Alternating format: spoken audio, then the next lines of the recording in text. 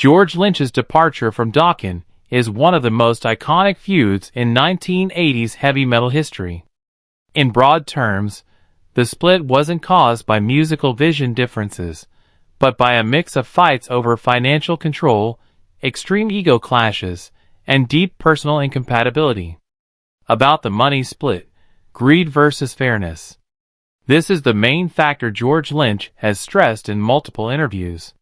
For years, the band operated on an equal split 1/4 for each member, a principle George was adamant about protecting. But when their contract ended, and it was time to renegotiate for a big payday after the success of Back for the Attack album in 1987, the situation changed. Don wanted to take a much bigger share of the income and control the business side by himself. He tried to get his own record deal and tried to fire the other members. But because the band was legally owned by all 4 members, Don couldn't just fire them. Don's strategy ended up being to dissolve the band so he could start a new project under his own name without having to split profits equally. In an interview with George Lynch on the Eddie Trunk podcast on SiriusXM in December 2021, he commented, "The bottom line is Don wanted to take all the money for himself and re-sign us as a solo artist with us as hired hands. That was it. He actually went to Japan and did a solo deal, and then came back and told us we were fired. The problem was, we own the name equally. He couldn't fire us, so he decided to just dissolve the band." On the other side, there was personality conflict and ego. George Lynch and Don Dokken's relationship was often described like oil and water. They were never really friends from the start. George reportedly always objected to the band name using the vocalist's last name Dokken. That created a dynamic where Don felt like the sole owner, while George felt he was the main creative contributor, especially for music composition and guitar solos, even though he should have had equal standing. Tensions peaked during the Monsters of Rock tour in 1988. Reports said they didn't even want to be in the same room. There was even a physical incident inside a limo in London, where George attacked Don, because the tension had become unbearable. Add to that the mental pressure and heavy frustration all Dokken band members felt throughout that tour. On the Monsters of Rock tour in 1988, Dokken shared the stage with Van Halen, Scorpions, Metallica, and Kingdom Come. But there was a major issue with the performance order. Dokken was scheduled to play right after Metallica. In 1988, Metallica was peaking during the And Justice for All era with aggressive thrash metal energy that fired up the crowd. When Dokken hit the stage after them with a cleaner, more commercial glam/hair metal style, the crowd's energy was already spent, or they thought Dokken was too soft. Don Dokken himself admitted in interviews that Metallica kicked their ass every day on that tour. The mental pressure of feeling like they failed to keep the stadium crowd's energy ruined their confidence and worsened internal frustration between band members, especially George Lynch, who wanted a heavier musical direction. Lifestyle differences often became the trigger that broke relations between Don and the rest of the band. Don Dokken has mentioned on several occasions that lifestyle differences became a wall between them.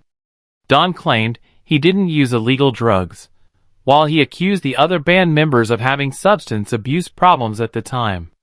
That created even wider communication gaps between the vocalist and the rest of the band, including George. According to Don Dokken in an interview on the Classic Rock podcast, hosted by Tim Capel in the summer of 2020, "I was the only sober one in the band for a long time. The rest of the guys were heavily into drugs and partying, and I couldn't handle it.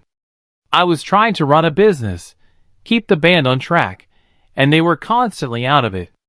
It created a massive wall between us because I couldn't communicate with people who were in another world." Meanwhile, George Lynch's response to BraveWords.com in February 2012. "Don likes to play the saint, but the truth is we just lived in different worlds. He stayed in his hotel room counting his money, and we were out living the rock and roll lifestyle. That disconnect made it impossible for us to have any real camaraderie. There was no brotherhood. Another difference was conflicting career visions. George Lynch is a highly technical guitarist, hungry for recognition as an innovative musician, like Eddie Van Halen. He felt restricted by Dokken's song structure, which leaned more commercial and radio-friendly to match Don's wishes.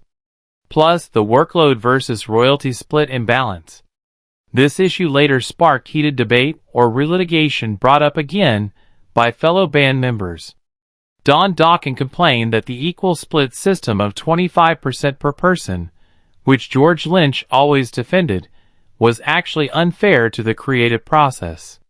Don was frustrated because he was the one writing the structure of hits like In My Dreams, Alone Again, and Just Got Lucky on acoustic guitar, but he had to split the money equally with everyone.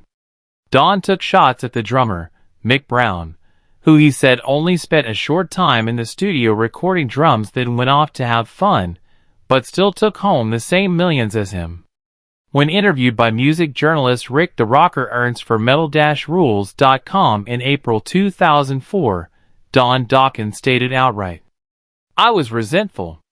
I'm not saying George didn't contribute great solos, but I was the guy sitting with an acoustic guitar writing the foundations of Alone Again, In My Dreams, and Just Got Lucky.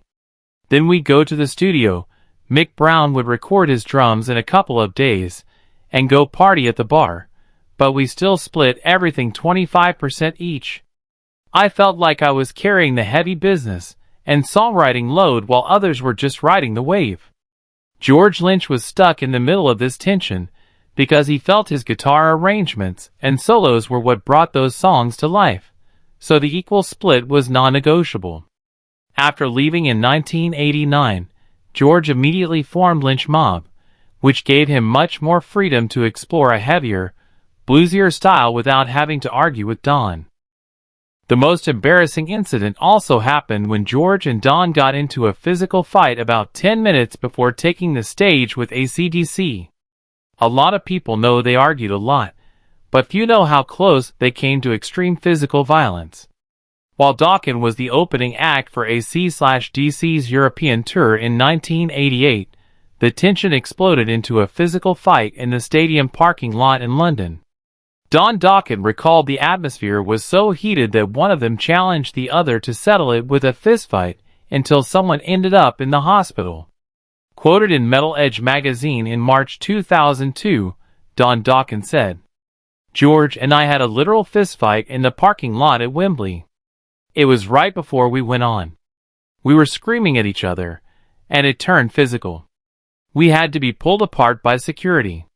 10 minutes later, the intro tape is rolling. We walk out on stage bleeding, sweaty, furious, put on a fake smile, and play for 80,000 people. That was how dysfunctional we were." Meanwhile, George Lynch recounted his perspective on the mental and physical strain of that tour in an in-depth retrospective interview released on GuitarWorld.com's official site in November 2010. "The tension was so thick you could cut it with a knife. It finally boiled over.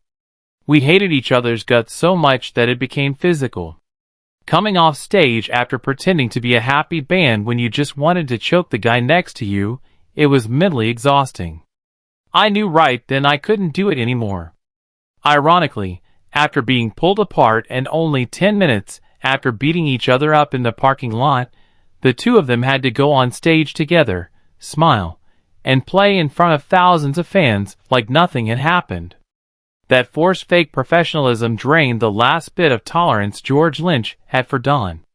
The split in 1989 happened right when Dokken was at their peak of popularity, after a Grammy nomination for the album Beast from the East. George Lynch left because he felt betrayed financially by Don, who wanted to take control of the band's money. Even though they reunited a few times later on, the old wounds from money and ego issues guaranteed that the classic lineup could never last long under one roof.